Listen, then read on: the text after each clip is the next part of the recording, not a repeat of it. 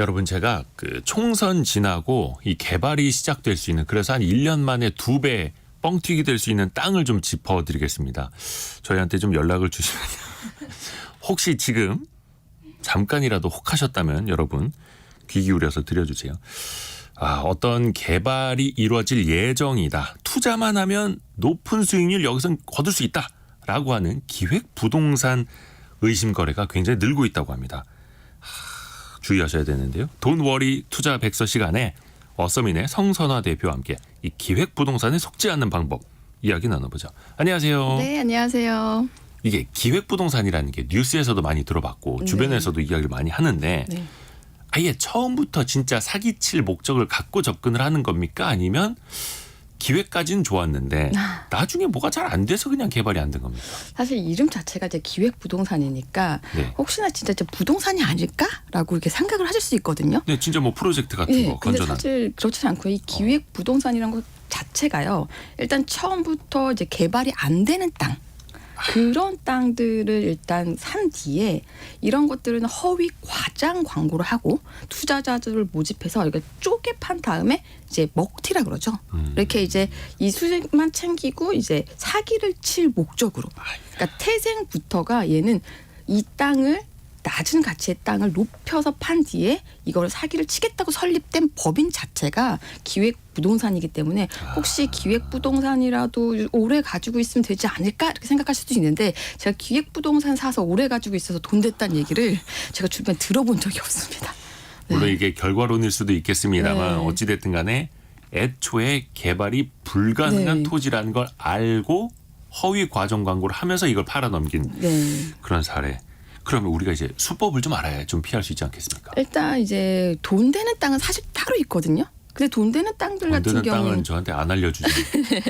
앞으로 이제 뭔가 개발이 된다든가. 근데 이 땅 자체는요. 일단은 기본적으로 뭐 이렇게 뭐 자연 토지라든지 이렇게 해가지고 아예 기본적으로 개발이 잘 안 되는 거죠. 네. 근데 그 면적이 굉장히 딴 거. 저도 사실 한번 당할 뻔했거든요. 근데 저한테 뭘 얘기를 했냐, 섬을 얘기를 했었어요. 섬이요? 네, 이 섬을 무슨 재벌이 사가지고 리조트로 꾸민다, 테마파크로 꾸민다. 근데 언뜻 들으면 진짜 재벌이 섬을 사서 테마파크로 꾸밀 수도 있을 것 같잖아요.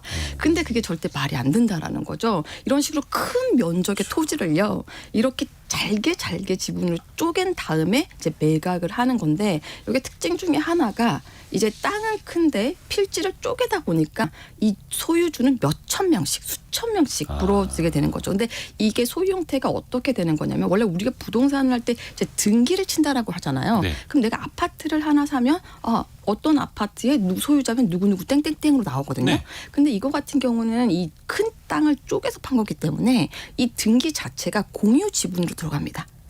그러니까 내가 큰 땅에 요만큼의 지분을 가지고 있는 거죠.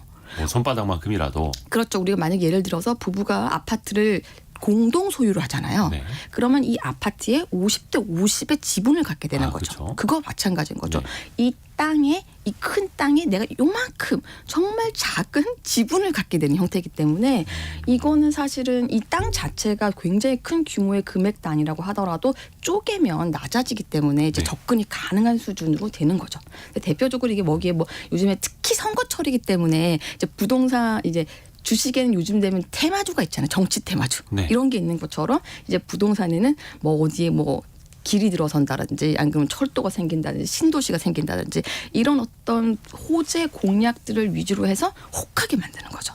네, 그런 혹하네요. 네, 그런 것들이 이제 수법이라고 할 수가 있습니다. 아까 그 섬에도 예. 재벌이 투자하는 것뿐만이 아니라 이제 다리가 연결된다. 맞아요. 그런 얘기를 이런 하는 거 이제 거죠. 많이 던지지 않습니까? 네네. 미끼로. 근데 소유주가 많을수록 어떻게 보면 나중에 이 땅을 팔 때도 더 복잡해지는 거고요. 또 뒷부분 한번 들어볼게요. 네. 그러면 뭔가 호재성을 흘리는 것까지는 이해가 가는데 투자자를 또 이렇게 많이 모은단 말이죠. 네, 그렇죠. 어떻게 모으는 거예요? 사실 제가 이걸 분비를 하면서 기획부동산에 잠입해서 근무했던 분의 후기를 한번 읽어봤어요. 네. 근데 이분이 이제 그 기획부동산들이 대체로 번듯한 입지 좋은 곳에 사무실을 차리고요. 네. 인테리어도 그냥 네네. 삐까번쩍하고. 그리고 정말 말 잘하시는 텔레마케터나 우리가 보면 사실 저도 이제 견본주택 같은 데 보면 이제 미분양 단지들 있잖아요. 네. 일반적으로 분양하시는 분과 사실은 이거 전문적으로 하시는 분들이 있어요. 여기 투입이 되면 미분양 단지도 다 소진이 되거든요. 이제 그런 분들이 이제 투입이 되는 거죠. 그래서 그런 분들 투입해서 한 건당 토지를 팔게 되면 수수료가 사실 몇백만 원에 달하거든요. 그래서 그렇기 때문에 이분들은 정말 눈에 불을 켜고 판매를 하는 거죠. 광고는 우리도 문자 메시지도 받으셨을 텐데 네. 문자 메시지나 블로그나 카페나 뭐 다단계에서 하는 그런 방식들 있잖아요. 그런 걸로 일단은 뉴스를 한 이후에 이제 막 여러 가지 이렇게 청산 유수 같은 말빨로 이렇게 혹하게 만드는 거죠. 인센티브가 있으니까 그렇죠. 물론 이게 결과가 어떻게 되는지 나는 상관없고 그렇죠. 하나라도 더 그분들은. 팔아보자 네. 이렇게 되는 거예요. 참. 근데 이게 사실 기획부동산 이야기를 한두 번 들어보신 것도 아닐 거고 네. 이게 정말로 오래된 문제 아닙니까? 사실 근데 이제 안 당해보면 사실 좀 모르는데요. 네. 처음에 딱 듣다 보면 이게 진짜 같은 이런 그런 게 좀 있거든요. 네. 근데 사실 저 같은 전문가도 듣다 보면 뭔가 좀 빨려 들어 그러는 게 그런 게 좀 있는데. 정말 내가 모르는 재벌이 막 이렇게. 네. 근데 사실 주로 타깃으로 하는 게 이제 60대 이상의 노년층이나 은퇴를 하시고 뭔가 좀 소액으로 투자를 할 만한 데가 없나 이렇게 찾으시는 분들 아니면 정말 사회초년생 이제 부동산의 부자도 모르는 그런 지식이 없는 층들은 주로 노리게 됩니다. 그러니까 성공 예감 이데오입니다. 안 들으시는 분들. 그렇죠. 네. 그래서 제가 후기를 읽어봤다 그랬잖아요. 네. 그 후기에도 보면 주로 그런 분들이 사기를 당하더라. 이런 이제 간증 같은 게 있더라고요. 특히나 이분들이 아까도 말씀드렸다시피 큰 땅이지만 뭐 주로 이제 가격대가 2천만 원에서 5천만 원 정도이기 때문에 네. 이 정도는 나도 뭐 땅으로 접근해 볼 수 있겠는데 내가 만약에 2천만 원을 묻어놨는데 몇 년째 2억이 됐다. 그렇게 상상을 한다라고 하면 한번 해볼 만하지 않겠나? 이런 식으로 이제 계속 유도를 하게 되는 거죠. 그러다 보니까 혹하는 그런 분들이 계시는 거예요. 그러니까 뭐 네. 예를 들어서 선거 끝나고 네. 아니면 뭐 다음 정권이라도 저기 잘하면 길이 좀 날 수 있겠고 네. 이런 기대를 또 하실 수가 있잖아요. 네, 맞아요. 근데 사실 이런 것들을 꼭 확인을 해보셔야 되는데요. 기획부동산들이 이제 원래 이제 파는 땅들은 대부분이 가치가 없는 거거든요. 그리고 사실은 이게 가장 중요한 게 뭐냐면 사실 저도 이제 부동산 중에 여러 명이 같이 공동으로 소유하고 있는 부동산이 있어요. 네. 그걸 거의 10년 이상 못 팔고 있거든요. 왜냐하면 이게 수익이 나는 것뿐만이 아니라 합의가 이거를 돼야 돼요. 지분을 살려고 하는 사람이 거의 없거든요.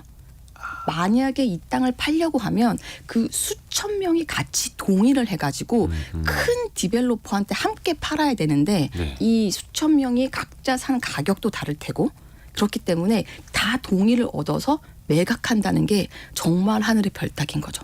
사실 그래서 이걸 한번 샀다라고 하면 이거는 팔 수 있는 확률이 거의 없다라고 보는 게 맞습니다. 사실 이제 투자도 네. 해본 사람이 알듯이 네. 땅도 보는 눈이 좀 있어야 되는데 네. 이게 근데 일단은 진짜로 좀 부동산 투자 제대로 된 건지 진짜 이게 기획된 사기 건인지 네. 구분해 보려면 어떻게 해봐야 돼요? 네. 사실 제가 이거를 보면서 이제 기획부동산 의심거래 자가진단표라는 어떤 그런 내용이 있어서 가져왔는데요. 이제 여기 중에서 얘가 2개 이상이면 기획부동산 사기를 의심해 봐야 된다라는 네. 거예요. 첫 번째가 임야 전답을 지분으로 매수할 때 의심을 해봐야 되고요. 아까 그 밭이나 네. 산을 네, 나눠서- 전답 같은 것들 있잖아요. 그리고 이제 토지 이용 계획상 개발이 어려운 토지, 네. 그리고 선입금을 강요한다. 돈 먼저 빨리 내라. 그리고 계약 전까지 정확한 지번을 알려주지 않는 거죠.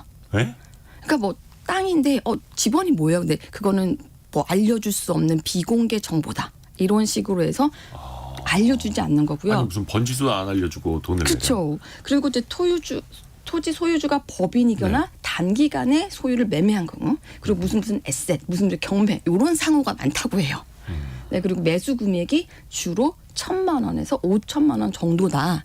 이렇게 하면 혹시나 이게 기획부동산이 아닌가 의심을 해볼 필요가 있고요. 그리고 가장 중요한 거는요. 그 소개받은 땅 주변에 가서 공인중개사 사무실에 가서 최소 3군데 이상은 여기에 있는 시세 그리고 여기가 개발이 가능한 땅인지 취재를 해볼 필요가 있습니다. 아이고야. 네, 근데 그것도 해보지 않고 그냥 지번도 모르는데 혹해가지고 이렇게 보시면 안 되고요. 그리고 이제 토지 이용 홈페이지에 가면 토지 이용 계획을 열람할 수가 있거든요. 네, 토지 이용 계획. 네, 그래서 여기에서 도대체 이 땅이 어떤 땅인지도 한번 확인해 보셔야 돼요. 솔직히 이거를 안 하셨다라고 하면 이건 어디 가서 하소연할 수가 없는 게 본인이 확인할 수 있는 것들을 하지 않은 게 되거든요.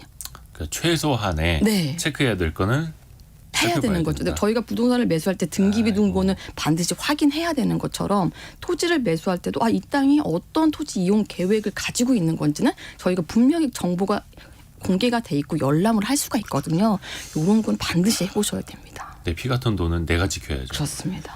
0068님이 네. 15년 전에 당하셨었다고. 골프장 건설에 속아서 넘어갔는데 지금도 산속에서 잡목만 무성하게 자라고 있습니다.